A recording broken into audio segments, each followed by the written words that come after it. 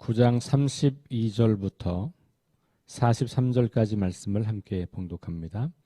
그때에 베드로가 사방으로 두루 다니다가 룻다에 사는 성도들에게도 내려갔더니 거기서 애니야라 하는 사람을 만나매 그는 중풍병으로 침상 위에 누운 지 8해라.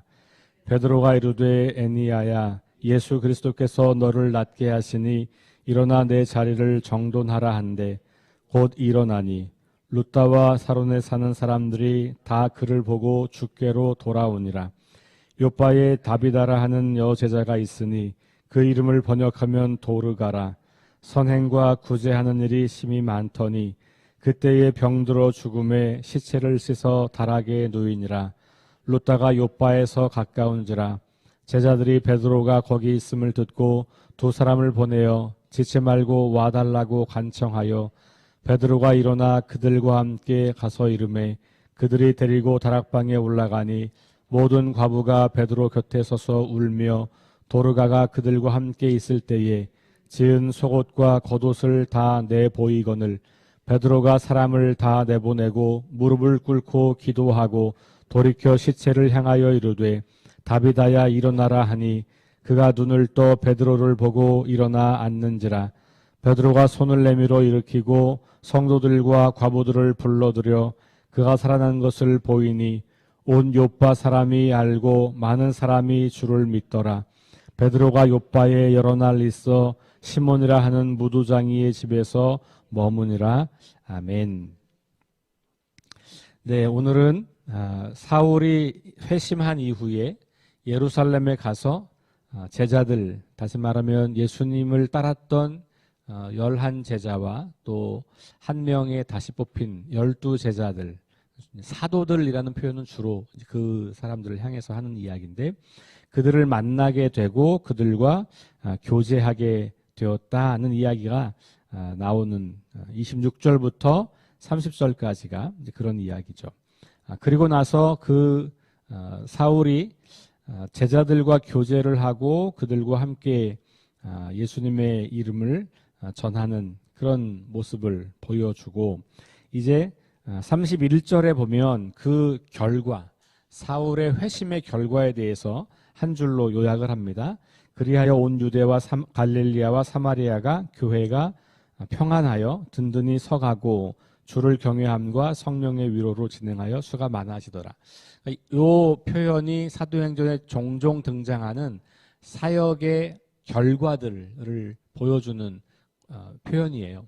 그러니까 어려움과 위기가 있었지만 그 위기 가운데서도 복음을 전하는 일을 지속했고 그 결과 교회에 사람들이 계속해서 들어오게 되었다.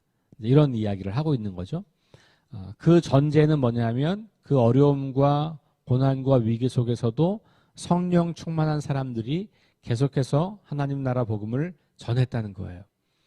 그리고 그 전한 결과로 제자들이 많아지고 교회로 오는 사람들이 많아졌다. 그리고 오늘 있는 말씀으로 보면 교회가 평안하여지고 든든히 서가고 이런 표현들이 있는 거죠.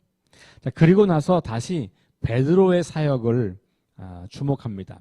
그리고 이 베드로의 사역이 이제 10장으로 넘어가게 돼서 우리 내일 모레 주일날 보게 되는 본문도 이 10장에 있는 본문인데 베드로의 이야기를 이제 마지막으로 사도행전의 전반부를 장식합니다. 그리고 이제 사도행전 후반부로 넘어가게 돼요. 전반부 이야기가 주로 예루살렘을 중심으로 그리고 12사도를 중심으로 물론 이제 후반부에 가면 그 예루살렘을 넘어서 사마리아와 유대라고 하는 지역으로 확장된 이야기를 보았고 9장에서 우리 어제 사울이 회심한 이야기를 통해서 더 끝까지 땅 끝까지 복음이 전해지게 되는 출발선상 그 일을 사울을 통해서 이루어 가시는 하나님의 이야기를 이제 읽었는데 그 사이에 잠깐 다시 베드로와 12사도를 중심으로 하는 이야기를 다시 함으로써 예루살렘에서의 복음이 이제 이방으로 확장되는 그 사건이 좀 더 타당성과 힘을 얻는 그런 이야기를 하고 있어요. 그게 이제 베드로의 사역을 다시 소개하는 겁니다. 베드로도 지금 위치상으로 보면 예루살렘에 있는 게 이제 아니고 32절에 보면 사방으로 두루 다니며 복음을 전했다. 이렇게 나와요. 그러니까 이제 예루살렘에 있던 제자들이 이제는 이방인의 사도 사울의 회심과 또 그가 교제해 보니까 하나님이 그를 통해서 온 땅에 복음을 전하겠다고 하는 계획을 알게 되고 교제하는 가운데 듣게 된 것이죠. 그러면서 더욱더 힘있게 다른 곳에 가서 복음을 전하는 일들이 이제 이 10장 직전에 9장 후반부터 나오게 되는 거예요. 그리고 이제 베드로의 이야기가 시작됩니다. 근데 오늘 이야기는 베드로가 병을 고친 이야기예요. 그리고 또 한 번은 죽은 사람을 살린 이야기예요. 이 베드로 이야기가 이 누가가 사도행전을 기록하면서 베드로 이야기를 여러 이야기가 있겠지만 이 두 이야기를 대표적으로 여기에 함께 넣어서 이제 이 제자들의 사역에 아주 중요한 변화들을 소개하고 있는데 뭐냐 하면 그게 말씀을 전하는 것만이 아니라 기사와 이적을 행하는 일들을 했다는 거고 그것의 더 중요한 결론은 단순히 이런 놀라운 일을 일으켰다는 게 아니고 그것이 예수님을 닮았다는 걸 말하는 거예요. 사도행전에서는 끊임없이 이 사도들이 예수님을 본받았다. 스데반 이야기도 예수님처럼 살고 예수님처럼 죽음을 맞이하고 죽으면서도 예수님처럼 죽은 모습을 소개한 거거든요. 왜냐하면 이 당시 누가가 복음서를 기록하고 사도행전을 기록할 당시에 그리고 그것을 우리처럼 처음에 그걸 귀로 듣거나 아니면 문서로 읽게 되는 누가복음과 사도행전의 초기 독자들에게는 고난이 있었던 거거든요. 그리고 그 고난 가운데서도 복음이 계속 확장되어야 한다는 사명을 수행하고 있는 거였고 그러면서 그들에게 가장 중요한 것은 이렇게 복음을 전하면서 고난과 어려움이 있지만 온 땅에 흔히 말하는 이방 세계에 복음을 전해야 하는 이유는 그것이 하나님의 계획이고 예수님이 그 일을 하러 오셨던 거고 예수님께서 우리에게 마지막에 하신 명령이기도 하다. 그러니 우리가 당연히 온 땅에 가서 복음을 전하는 것이 마땅하다. 그리고 그런 삶을 살아가는 건데 사도행전 누가복음과 사도행전을 읽어보니까 예수님이 그랬고 그리고 초기 제자들이 그랬다는 거예요.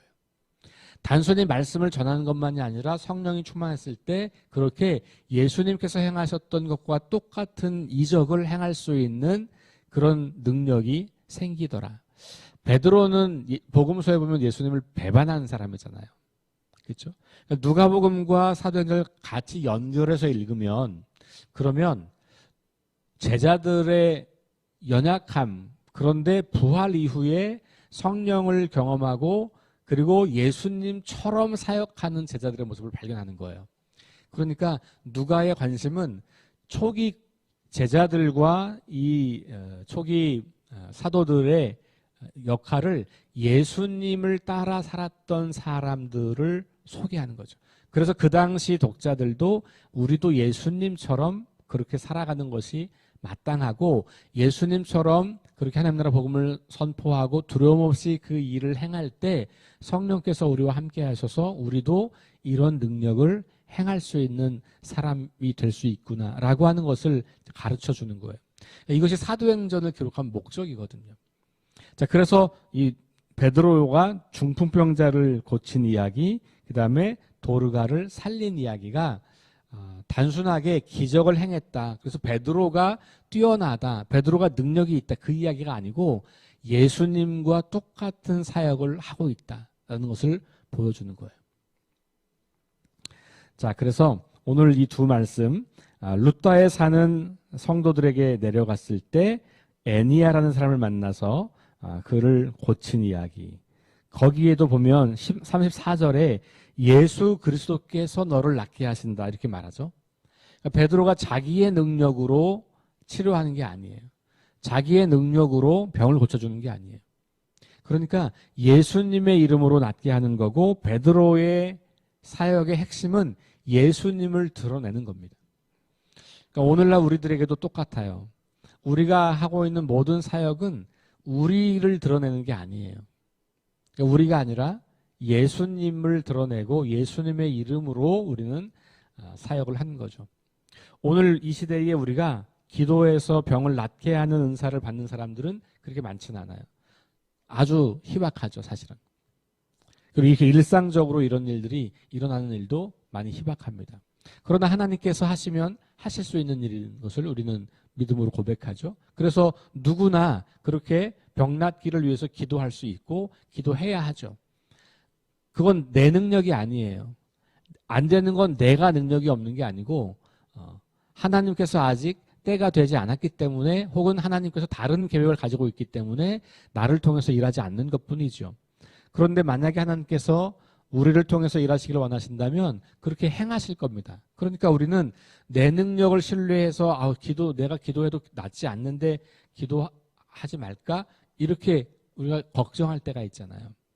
그건 내 능력으로 하는 게 아니니 내가 할 일은 주님의 이름으로 병 낫기를 선포하고 기도하던 것이에요. 그것을 이루시는 분은 하나님이 하시는 거예요. 그러니까 우리는 계속해서 그런 기도를 하는 겁니다. 자, 오늘 이 베드로도 그렇게 기도하는 거예요. 그럴 때 하나님께서 그를 통해서 일하시는 거예요. 심지어 36절 이하에는 죽은 사람을 살리는 기적까지 일으키죠. 이거는 현대사회에서는 거의 나타나지 않는 기적인 것 같아요. 잠시 의식을 잃었다가 돌아오는 경우는 있지만 어쨌든 그러나 저도 어렸을 때 보면 막 입신하는 이런 거 부흥회 때마다 매 부흥회 때마다 나타났던 현상들이어서 많이 보고 자랐어요.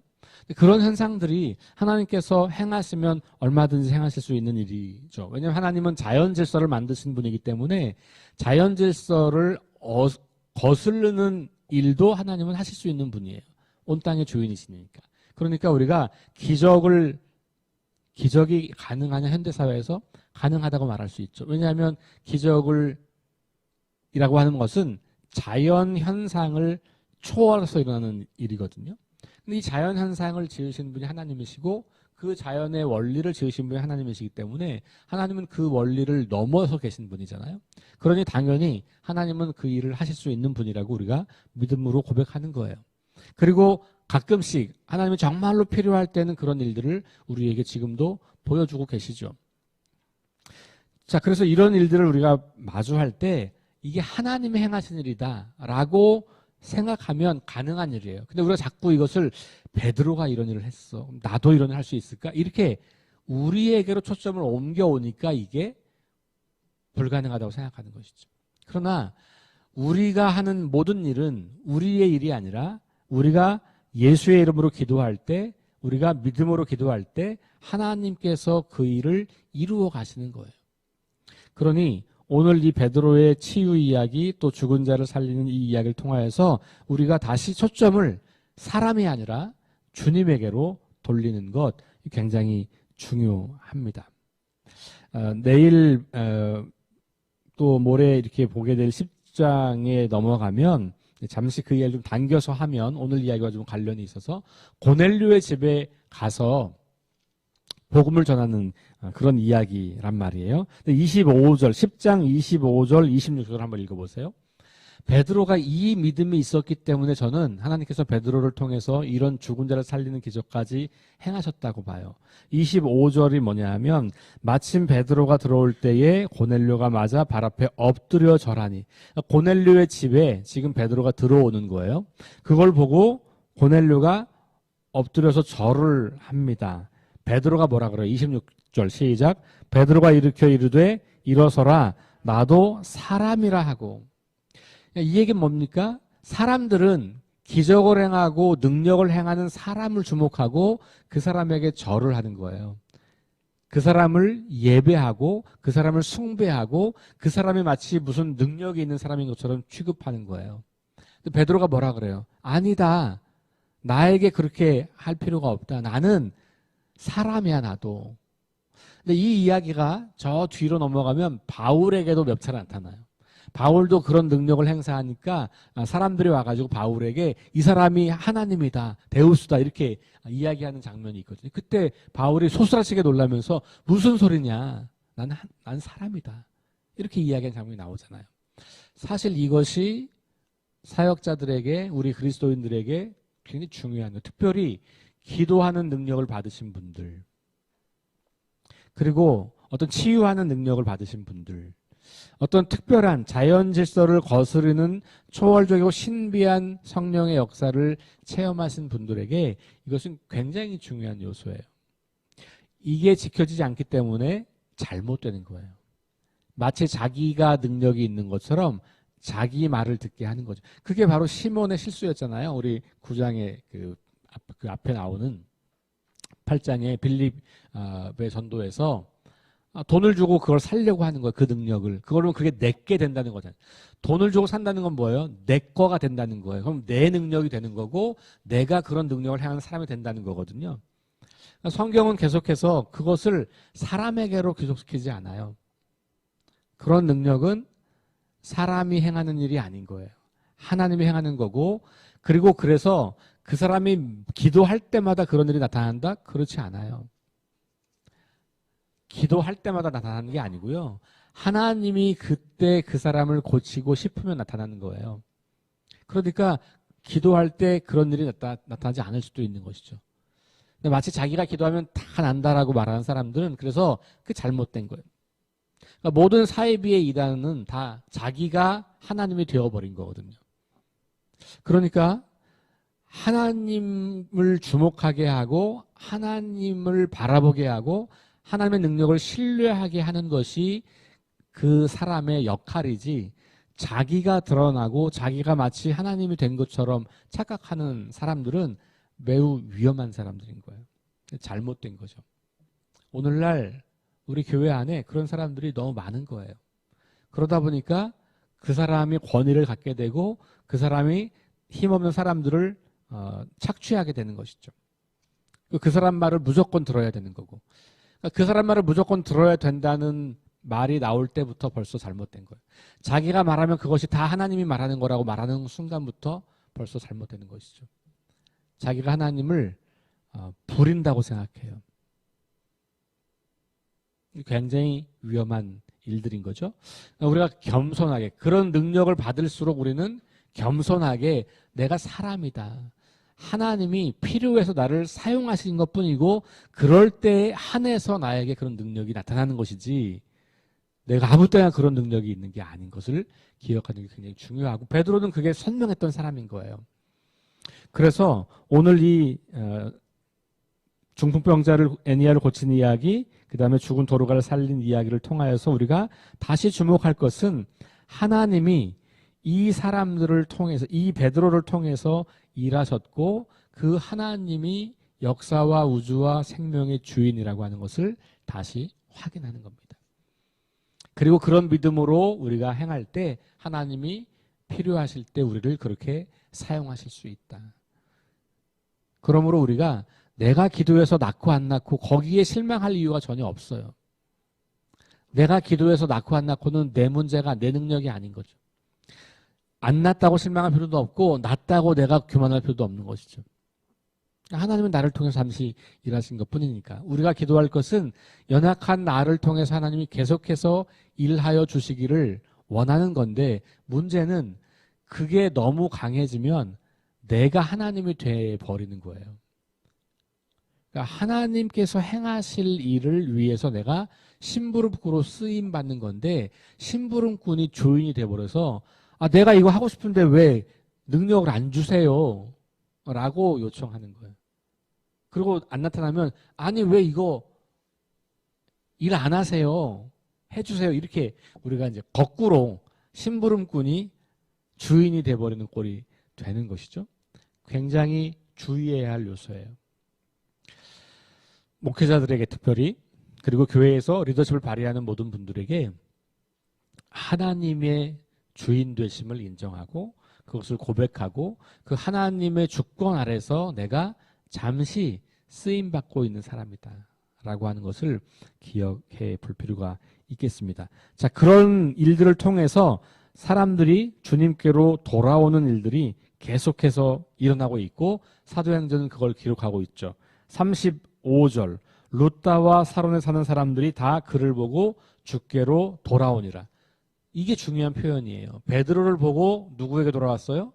주께로. 베드로를 보고 베드로에게 온 게 아니에요. 베드로가 행한 기적을 보고 베드로를 따른 사람이 된 게 아니에요. 누구를 따라요? 예수님을 따르는 사람들이 되는 거예요. 그러니까 우리는 우리를 따르는 사람을 만드는 게 아니고 예수님을 보고 예수님을 따르는 사람들을 만드는 사람들이에요. 근데 자꾸 자기 사람 만들려고 하는 거예요. 여기에 굉장히 큰 오류가 발생하는 것이죠. 그러니까 인간이 그렇게 약해요. 누군가 나를 따르기 시작하고 누군가 나를 인정하기 시작하면 내가 왕이 된 것 같은 착각을 하게 되고 그리고 내가 마치 어떤 강력한 힘을 소유했다고 하는 착각을 하게 되고 그러면서 우리가 하나님이 주인이 아니고 내가 주인 되고 마는 그런 연약함을 보이게 되죠. 자, 42절도 보세요. 온 요파 사람이 알고 많은 사람이 어떻게 했다? 주를 믿었다. 베드로를 믿은 게 아니에요. 주를 믿었다. 그러니까 베드로가 행한 일들을 통해서 주님을 바라보고 주님을 믿는 거죠. 아, 저런 일들을 행하시는 분이 주님이신 거구나. 아, 베드로가 저런 일을 행하지만 베드로가 위대한 사람이 아니고 베드로를 통해서 일하신 주님이 위대한 분이구나. 이게 선명해지는 것. 그래서 우리가 아무리 위대한 사도, 아무리 위대한 목회자, 아무리 훌륭한 목회자를 할지라도 여러분들이 지나치게 목회자를 의존하는 것은 매우 위험한 일이에요. 한국 교회는 목회자 의존도가 너무 높은 위험성을 가지고 있는 곳이에요. 그래서 목회자에 따라서 너무 신앙이 훅 달라져요. 그리고 내가 잘 못 되는 것을 목회자 책임으로, 내가 잘 돼도 목회자 책임으로 이렇게 자꾸 공을 목회자에게 돌리는 거예요. 아닙니다. 목회자를 통해서 하나님이 일하시는 거고 여러분들은 목회자가 아니라 하나님과 친해지셔야 되는 거예요. 목회자를 통해서 은혜를 받으셨으면 하나님께 감사하고 하나님께 더 가까이 가고 하나님께서 나를 통해서 하실 일이 무엇인지를 발견하고 그 사명을 수행하시면 돼요. 그래서 오늘 이 베드로의 기적 이야기에 저는 초점을 기적 자체가 아니라 하나님이 행하셨다라고 하는 것. 그리고 그런 일들을 통하여서 사람들은 주님께 돌아오는 것이 마땅한 일이다라고 하는 것을 다시 강조합니다. 저와 여러분들이 그렇게 오늘날 이 시대에도 하나님의 쓰임의 도구가 되어서 우리를 통해서 주님께 돌아오는 사람들이 점점 많아지는 그 아름다운 삶이 될 수 있기를 주의 이름으로 축원합니다. 우리 함께 기도합니다. 하나님 감사합니다. 베드로의 이야기를 통하여서 하나님께서 일하시는 그 일들을 바라보게 하시니 감사합니다. 하나님, 베드로가 집중하여 기도하고 그리고 하나님을 신뢰하고 예수 그리스도의 이름을 신뢰하여 병든 자를 낫게 하고 심지어 죽은 사람을 곧 살리는 이야기까지 우리가 보았습니다. 예수님처럼 하나님 나라 복음을 전하고 예수님처럼 치유하고 예수님처럼 죽은 자를 일으켜 살리게 했던 이 놀라운 일들을 바라보면서 그 일을 행하신 하나님을 주목하고 그 하나님을 찬양합니다. 하나님, 베드로가 하나님의 주인 되심이 선명했기 때문에 이런 놀라운 일을 행하고도 자기를 따르는 사람들을 만든 것이 아니라 자기를 바라보고 자기 안에서 일하시는 주님을 바라보게 하고 그 주님의 제자들을 세웠던 것을 보게 됩니다.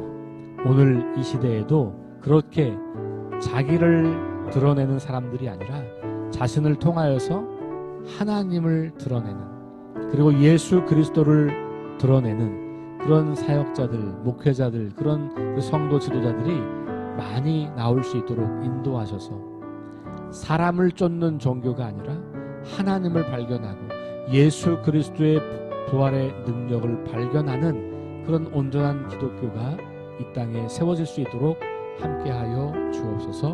감사드리며 예수님 이름으로 기도합니다. 아멘.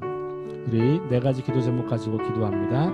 부활의 능력과 소망을 품고 하나님 나라를 증언하고 살아내게 하소서. 하나님 말씀이 기준 되게 하소서.